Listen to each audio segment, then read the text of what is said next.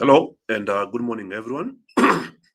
Welcome to another episode of the Market Snapshot series. My name is Rufus Kamau, Markets Analyst at FXPesa. So today we'll be talking about the top highlight events that are currently moving the markets, with a key focus on the performance of silver right now, the politics around it, what's really moving the price of silver high. And so far, silver is up almost 100% on the year, and it doesn't seem like the rally is stopping. So we'll be going deeper into it, and of course, we'll also be looking at other assets, trying to understand what's happening. And as always, remember, these sessions do not constitute of any form of investment advice. They are not a recommendation to trade, so you should always do your own due diligence. So good morning, Robert Kovale. I can see you already in the house. Simon Gitonga, thank you for joining. So kindly give me a sec. Need to update the group that we are live.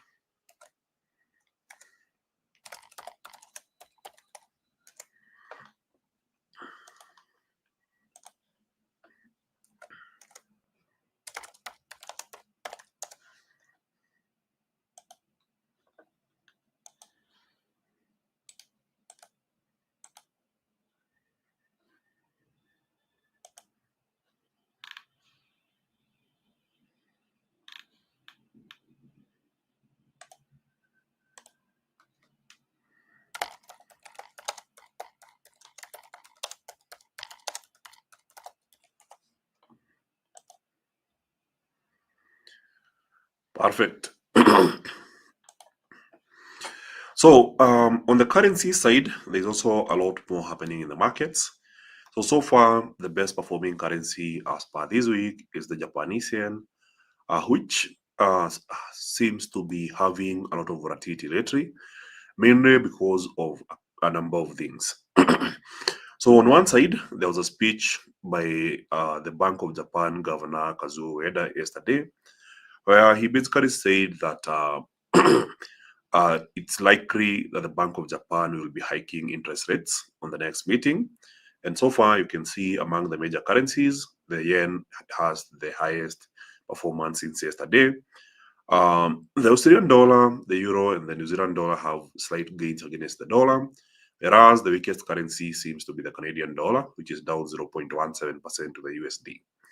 So on the day, that is for today, the JPY is slightly giving back some of the earlier Monday gains, so it's down 0.27%.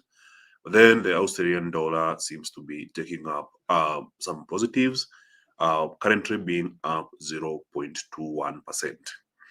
So looking at Japan, there's quite a number of things happening. One of the most alarming ones is the Japanese 10-year government bond yield, which is really up to a record high last seen in the year 2008.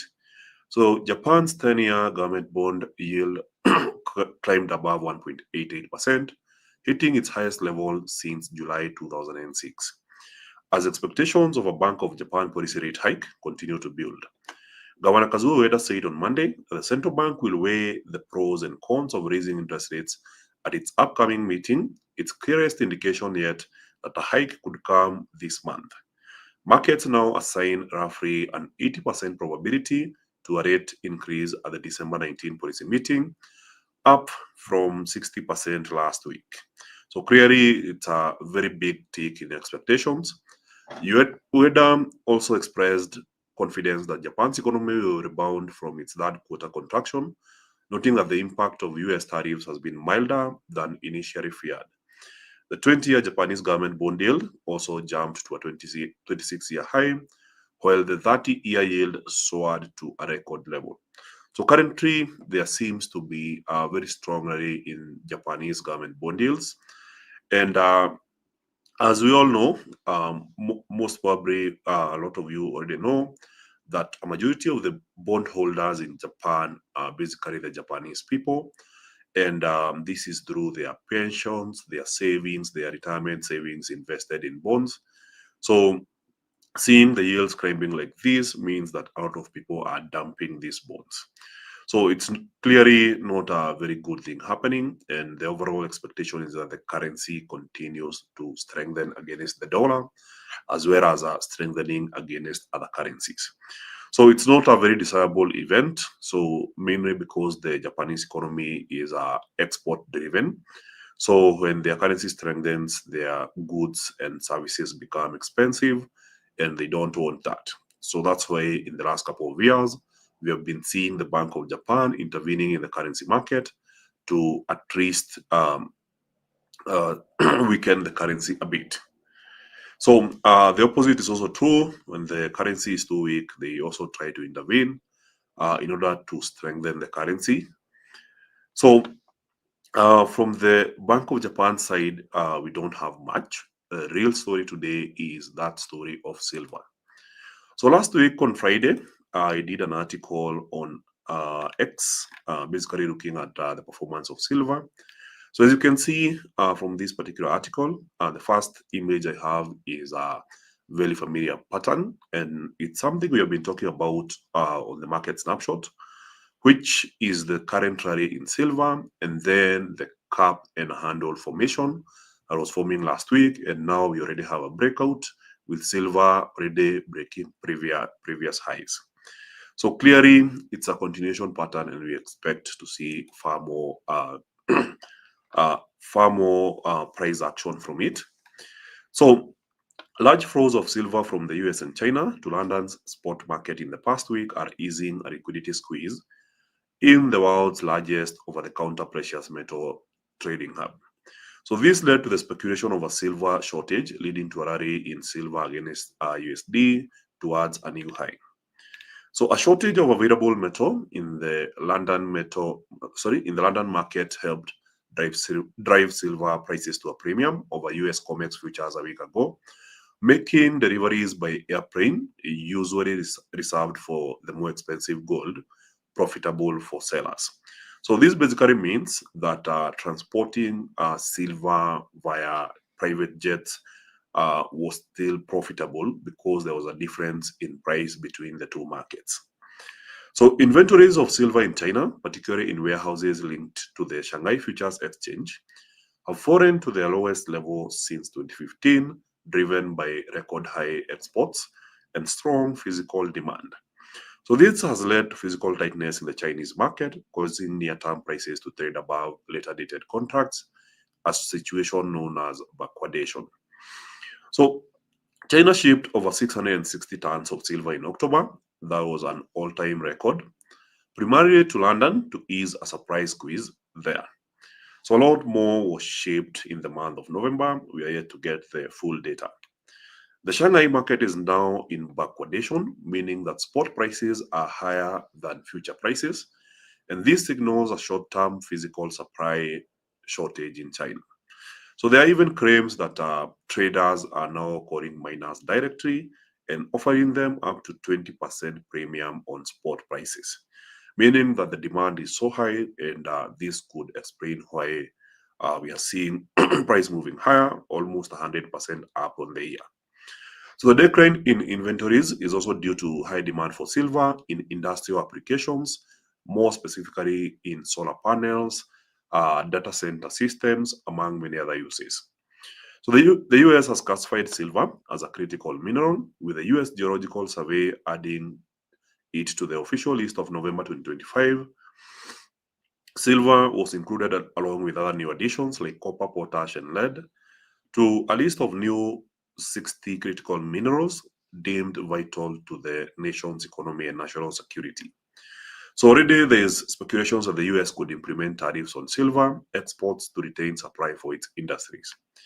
The US consumes more silver than it produces domestically, relying on imports to meet industrial investment demand.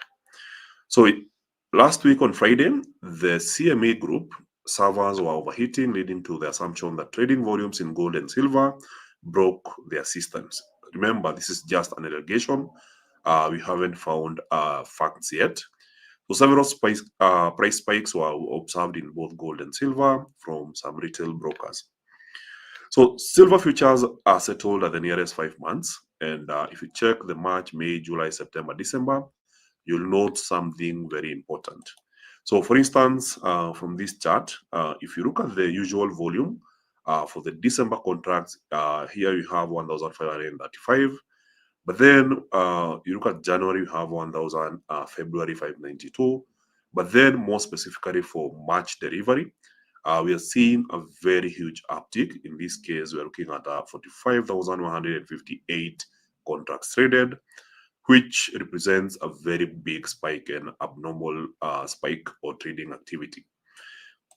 So fast forward, if you look at the open interest in silver and then you compare the same months, you'd also notice the same spike for the March 2026 contracts. Here we are looking at an open interest of 112,049 contracts, and that's also an abnormally high open interest. So this shows basically what's currently happening in silver and what a lot of people already understand as a short squeeze due to the short supply of silver versus the amount or the number of investors who were already holding short selling positions. So looking at other posts, you also notice the cracks happening. So there's a post from Stephanie that says that bankers always know. So we have witnessed huge moves in precious metals and delivery problems. Things are happening behind the scenes that they don't want the general public to know. So JP Morgan is a large player and allegedly, you know the word, in the gold and silver market. So this move is significant. So the latest development as per JP Morgan, they basically moved their precious metals trading desk to Singapore, the ultimate warning shot. So last Thursday, JP Morgan, the biggest gold desk on the planet, abruptly moved the entire trading desk to Singapore, revealed through a leaked internal email. They told 50 plus employees to pack their families' belongings, etc., and head overseas by end of week. This is not the type of thing that happens every day. This is an alarm bell ringing. And you can already see it in the price action that we are currently experiencing in the silver market. So in other news, as per the last Fed meeting, we know that there was an announcement that the Fed would end quantitative tightening. And that means that the Fed is opening up doors for printing more cash. So that date was yesterday, the very 1st of December. So immediately they did that. They also injected $13.5 billion into the banking system via overnight repos, which basically means that some financial institutions are in trouble and they needed an injection of $13.5 billion into the banking system. And this was done over overnight repos. So that was quite a highlight that I thought was worth mentioning. And if you want to take a much deeper dive on what's happening in silver, there's also a very good article from Rich Silver on X, and I'll be sharing a link on the comment section. I'll be dropping it right away so that whenever you have some time, you can jump through it and get a deeper understanding. So good morning, Kema Muturi. Good question here. As we enter the last month of the year, today is only the second trading day of December. What will be the highlights? Well, there is quite a good number. I believe silver is one of the highlights, one of the best performing assets of the year. But then I'll be discussing more as we proceed with the presentation. So there's a lot more content trying to explain what's happening on the silver market. Silver continued to gain momentum by setting another record high on Monday as traders upped their bets on the precious metal amid supply tightness. So on Friday, the metal had already risen by nearly 6% to a record after an hours-long trading disruption on the CME, the world's largest futures exchange. That run resumed on Monday, with spot silver jumping to a new peak of $58.81 per ounce, surpassing last Friday's record by another 3.6%. Over the past week, it has gained more than 12%. So the rally serves as a continuation of supply pressures faced by global centers following last month's historic squeeze in London. So latest data reveals that silver inventories in warehouses linked to the Shanghai Futures Exchange recently hit the lowest in nearly a decade.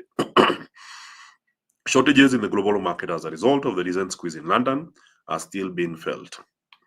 With gold taking a breather, it appears investors have turned their attention to silver.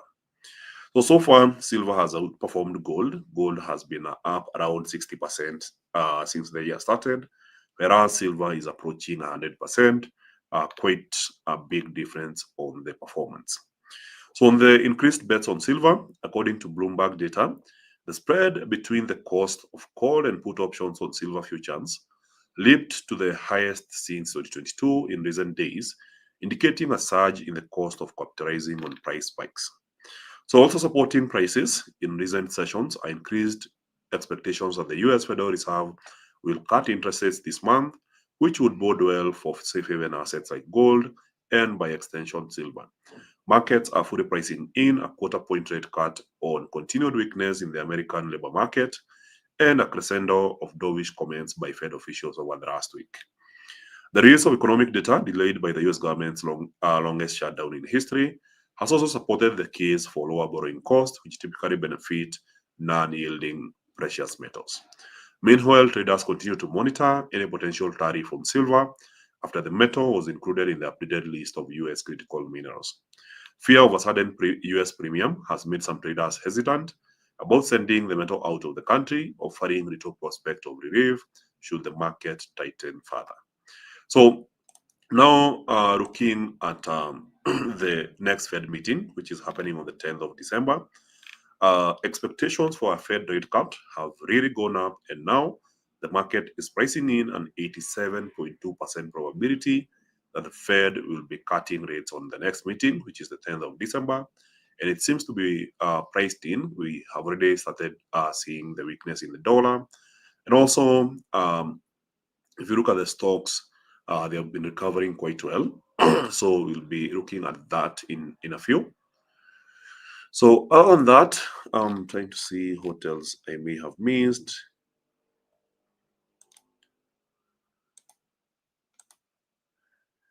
Yes, I don't think there's any other thing there.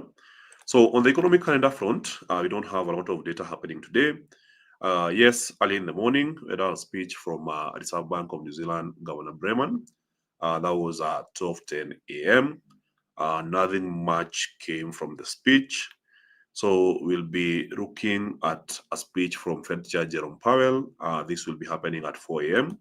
And also yesterday, Trump announced that he will be making a big announcement today at 2 p.m. Eastern time. That's not Kenyan time. That should be Eastern time. So we are expecting a speech from Fed Chair Jerome Powell and a speech from US President Trump.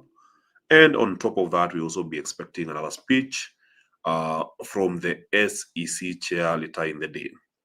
So other than that, we'll be looking at the CPI flash estimate from the Eurozone.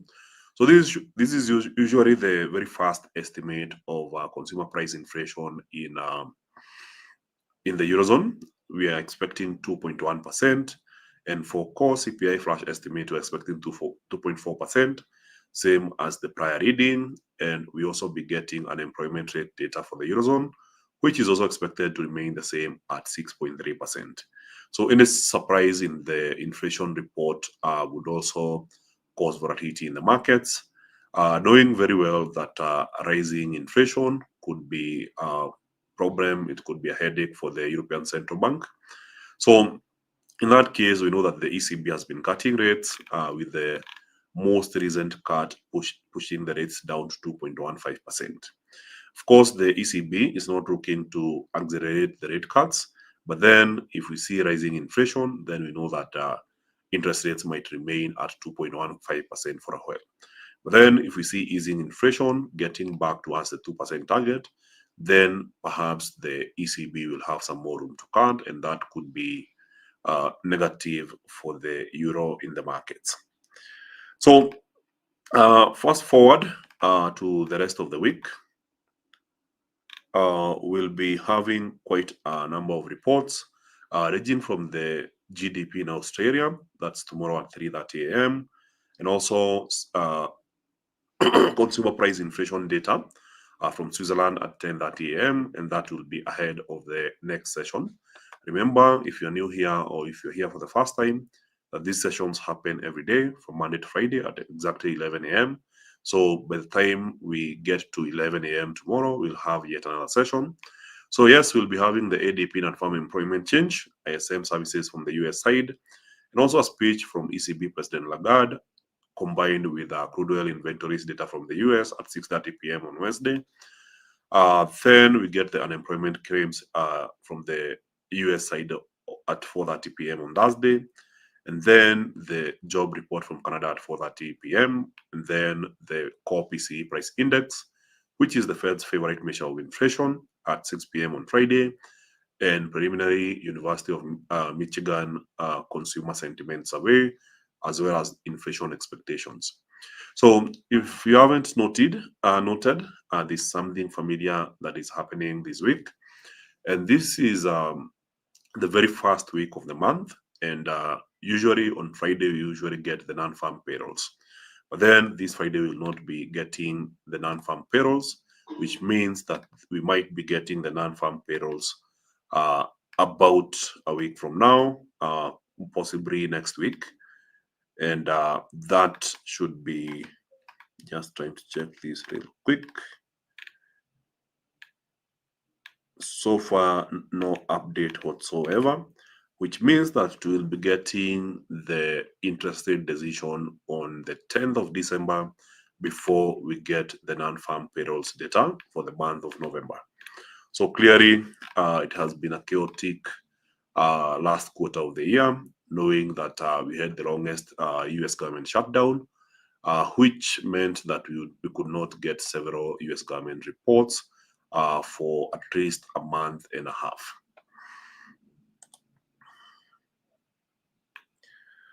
So we can see a good comment coming in here from Lucy. Good morning, can you check on pound yen? We'll check on that. Odiwa, hi, how are you? And welcome to the session. Kensili Mukevi and Rita, good morning. Thank you for joining. Jason in the house. So, good question here. What is the difference between a rate hike and a rate cut in simple terms? So, this is something I have explained in detail on the Novice to Pro course. It's available on the FXPesa YouTube channel. Just search Novice to Pro with Rufus Kamau and then look at understanding market news.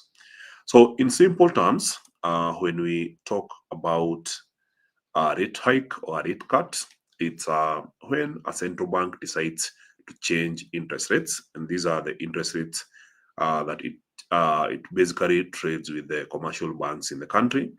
So when a central bank increases interest rates, we call that a rate hike. When it reduces interest rates, we call that a rate cut.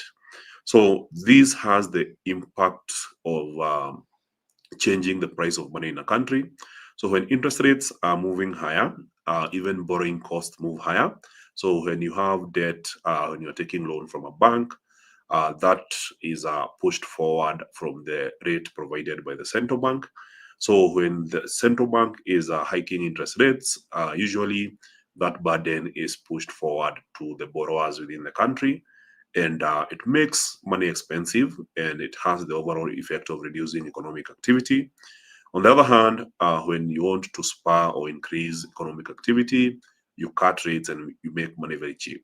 We already saw this happening during COVID when the Central Bank of Kenya cut interest rates down to 7%, whereas the US had cut interest rates to almost zero, which made it very cheap to borrow money from the economy. And overall, that had the impact of causing the high inflation that we saw in the US economy, especially in the year 2021 and 2022. So that being said, I believe for anyone who is beginning and looking to learn how to trade Forex, you can begin with this simple course. Just go episode by episode. And once you learn one thing, practice it. Don't watch it like a movie series. Go and watch the second episode, practice it up until you finish. Then some of these terms will be much easier when we are doing the sessions. So on top of that, we should know we have our Bullish Banter podcast. Uh, on the podcast, we host different traders. We talk about different things happening in the markets. And in the latest episode of the Bullish Banter podcast, we hosted a trade called Wisely, and he shared his forex journey, how he started by blowing $100, eventually finding his trading approach in the market. So make sure to check it out among other episodes and always share the feedback. We always appreciate when you give us some good feedback. And on top of that, these sessions are usually recorded. So in case you miss a stream at 11 a.m., you can always come here on the channel and then check out what you missed and review the analysis to see if you are making progress. So I believe now we can jump straight into some technical analysis, try to understand what's on the charts. So let's go for it. So this is called the MetaTrader 5 trading application. It's the app that we use for trading. This we use for trading on a desktop. You can also use the MetaTrader 4 trading application if that is what you're conversant with. And if you prefer trading on a smartphone, we have the Equity Trader, and equity is equity with an I, not Y. So there is quite a good number of things happening in the charts today. So let's begin with the premium one, and that's silver. So silver has been almost on a setup path upwards since the year started. So notice where we started in the month of January. So silver was trading at $28 per ounce, per troy ounce. And as you can see, it's up 98.39%. But then as per yesterday, it was up 103%.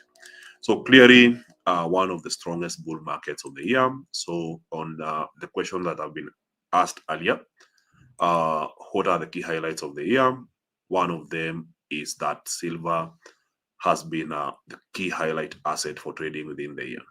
So as you have seen my chart on Twitter, we were doing this when silver was trading here. We were able to predict that the market would complete the cup and handle and then extend the rally. And of course, we expect the rally to continue even higher. So if you caught these, congratulations. Let's keep on looking for these opportunities. So after forming a new high yesterday at $58.823 per troy ounce, we had the market pulling back and testing the Asian session highs.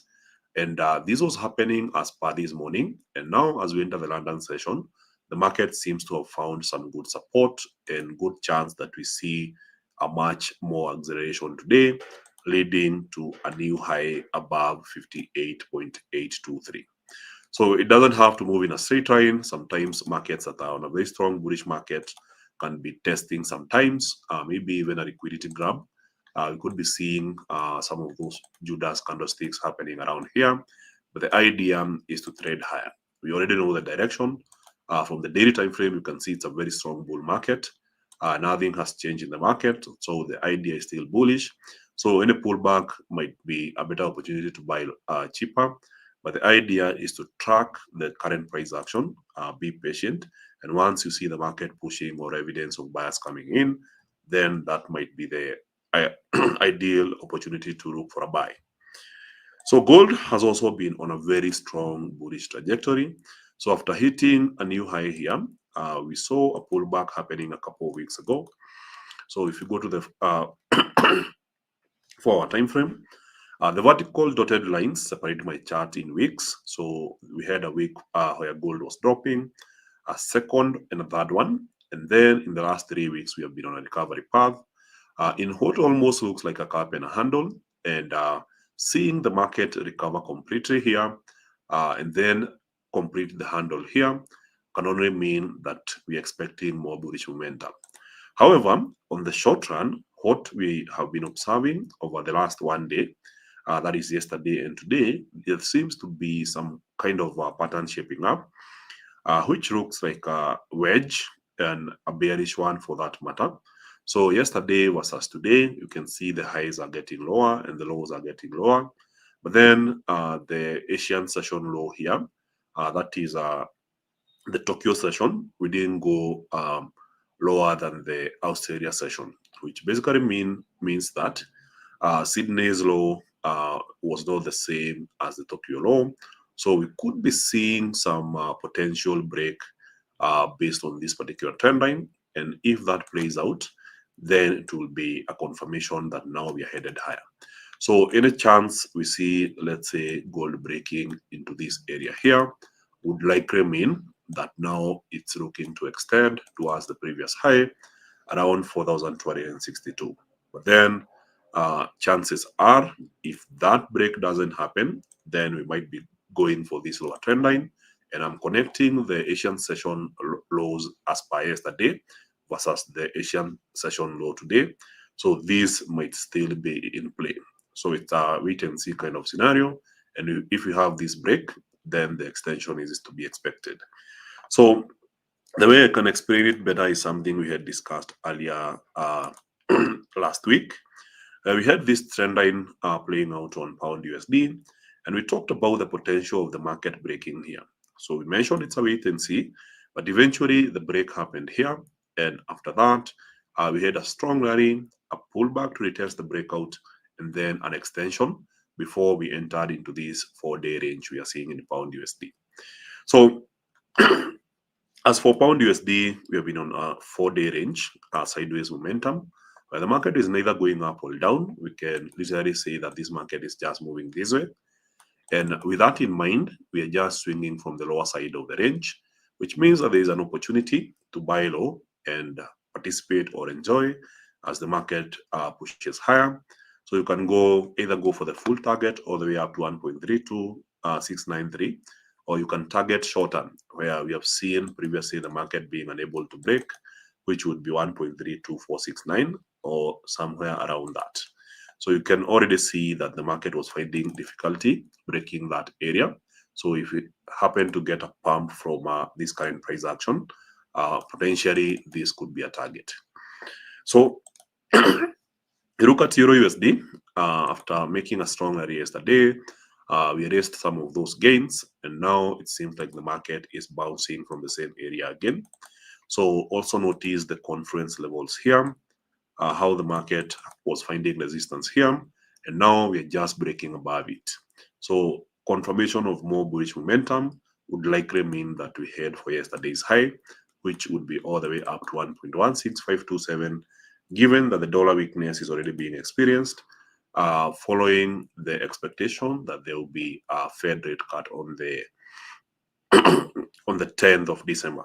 So we can already see how the dollar index found resistance here, dropped the entirety of last week.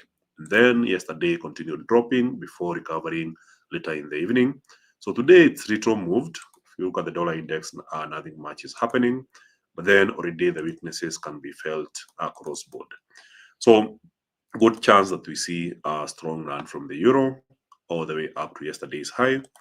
So as for the Swiss franc, we are currently in some form of channel where every time the dollar tries to pump against the Swiss franc, we've seen the Swiss franc finding resistance along this particular trend line and pushing even lower. And now we are retesting the same area, which means that there is a likelihood that we see the market dropping along the same channel towards the lower trend line.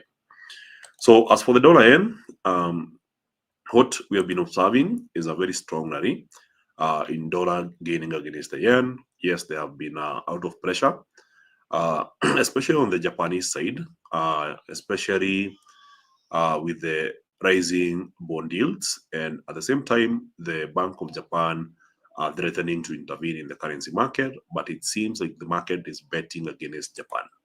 So from the daily time frame, notice how for several months the dollar was losing to the yen, but then if you look at the last couple of months since March, the dollar has just been gaining against the yen, and the major resistance can be found at 158.851.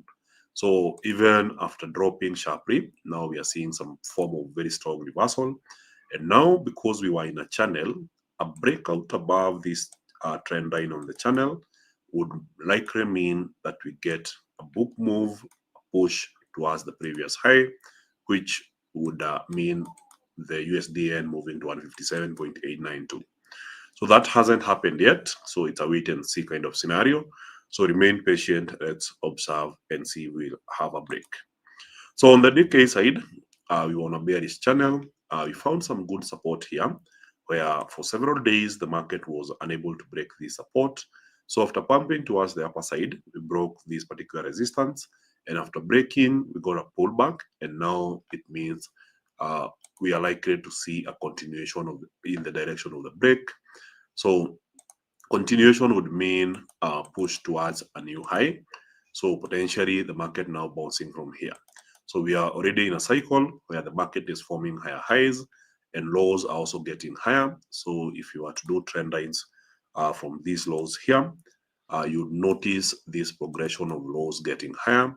And if you connect the last sequence of highs, you notice that they're also getting higher, which means that this bearish momentum may have come to an end on the Nikkei 225 index. So on the UK 100, we already had this inverted head and shoulder pattern, market breaking out, retesting and continuing. And now we are looking at a potential break of a range. The range is between Friday last week and Monday yesterday. So clearly, this market was moving sideways. We can say this was some form of sideways momentum, but you can already see buyers coming in. This is evidence of buyers coming in, which likely means that now we are headed higher. Apologies for that. So the next key level resistance is around 9,779. So good chance we see a pump today, most likely. Then the Hang Seng 50 or the Hong Kong 50 index seems to be making an impressive recovery, especially if you look at the price action over last week. But then you look at price action yesterday and today. Yesterday it was a strong push higher, today a pullback. But then it seems like we are moving out of this sideways momentum. So while this may have lasted about 4 or 5 days, now it seems likely that we are pushing higher. So even after this pullback, I expect to see more of bullish momentum. So on AUD/USD, we are seeing the market retesting a key level resistance here. So despite the Australian dollar being pretty strong, it's also facing a key level resistance.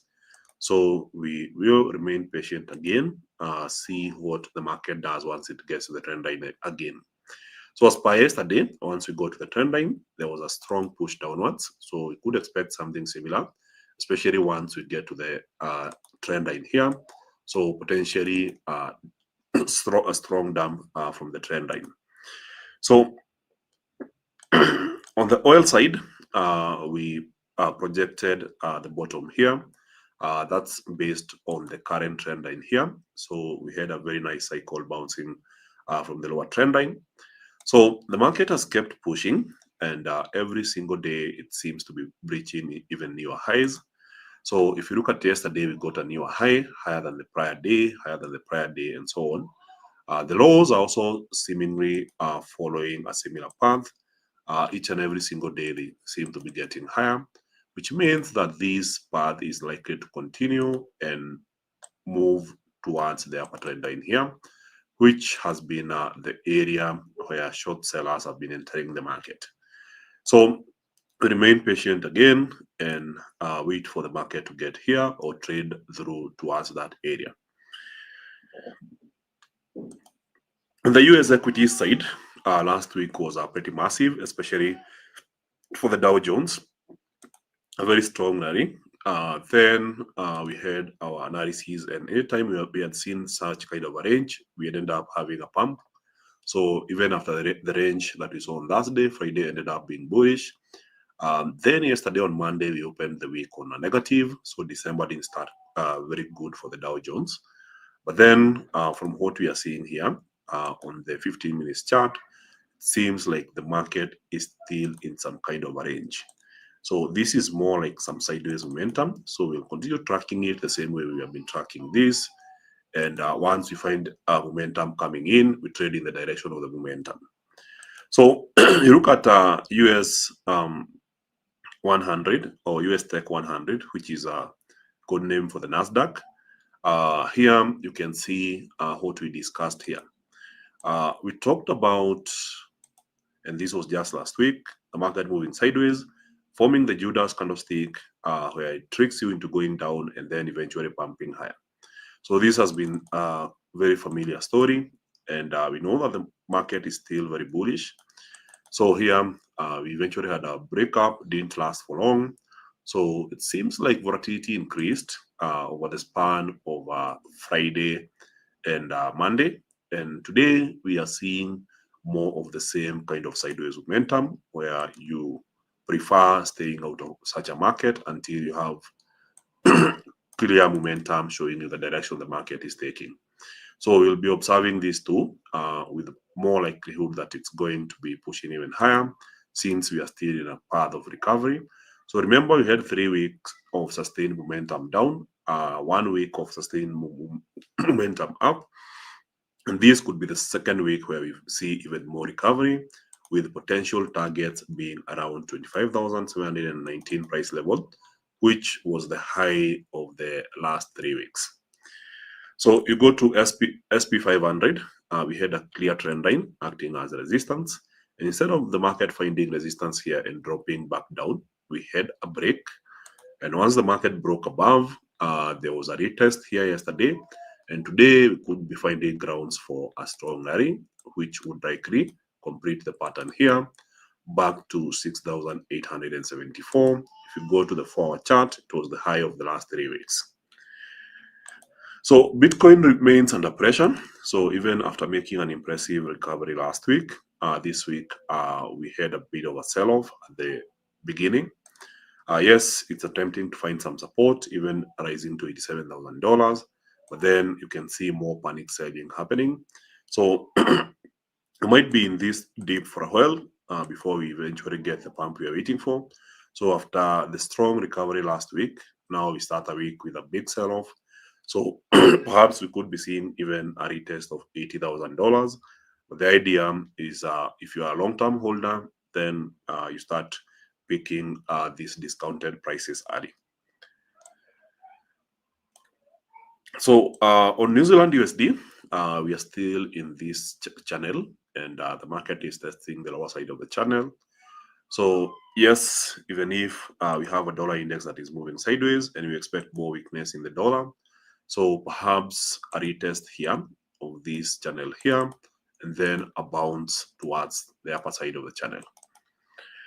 So on European equities, you look at the German DAX, I would say for 7 months, this has been more of a sideways momentum, and the current swing can be easily identified as a swing up. You are on a swing down, we go to support, and now you're on a swing up. And after yesterday's price action that erased out of the gains we had seen last week, today it seems like momentum is coming back, and we are pumping way back to the prior high. So the prior high is Friday's high, so good chance that we see this market pushing to 23,888. So the EU50 is also doing the same on a very strong swing up, looking to recover from the sell-off we had seen in the last 2 weeks. So still very strong momentum, and of course, having breached this area here, the next stage seems likely to be 5,734 for the French 40 stock market index. Also, we are seeing a strong recovery as per this morning as we get into the London session. Next stage 8159. For the Swiss stock market index, still trading within a tight band of slightly bullish channel, but still on an upswing, not enough distance to justify a trade. And the Norway 25 index also attempting to make a recovery from last week's lows. So there was a special request to check on pound yen earlier, and this is pound yen. This is how it's doing. So we have seen the weaknesses in the yen as for the day, and having seen the market bottom here from the sell-off we saw yesterday, today we are seeing the exact opposite, and more likely we see the market pumping towards the prior highs. So in this case, a likelihood of the pound gaining towards to 6.829.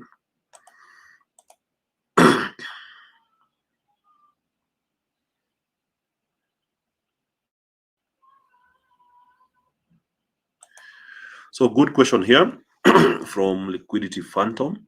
What are the odds that we see a rate cut and still have a recovering dollar, just like we had after the first rate cut this year? Well, I think it's a pretty strong likelihood, and the dollar is always never dead. So, from what we have seen as a pattern from central bank action since the year started, usually a week before the rate decision, you see the market reacting to that sentiment and then do the exact opposite upon announcement. So, in my prediction, I would say I expect the dollar to be weak in the days leading to the rate cut. And then on the rate cut day, we see the dollar strengthening rather than weakening. So that has been more of a pattern this year. If you don't believe me, kindly check the data of major central banks' decisions versus how their currencies reacted after the decision. So how would the BOJ economic stimulus package affect the JPY long term? So anytime you see an economy going into economic stimulus, it basically means one thing. You expect the economy to be flooded with cash, and that weakens the currency. So you expect to see a much weaker currency compared to other currencies of other economies that are not practicing the stimulus. So I don't know. You didn't specify where you see a strong retest there, so I don't know which asset you are talking about.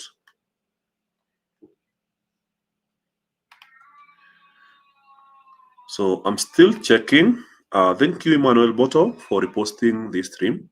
So if you're watching this on X, we always appreciate when you retweet, share, comment, like. If you're watching this on YouTube, like and subscribe to the channel. And on top of that, you can share the live with other groups of traders. Just checking the comment section to see if there's anything else we missed. So far, nothing. So that is it for today. Thank you very much, everyone. Thank you for your time. And I hope to see you on the next session.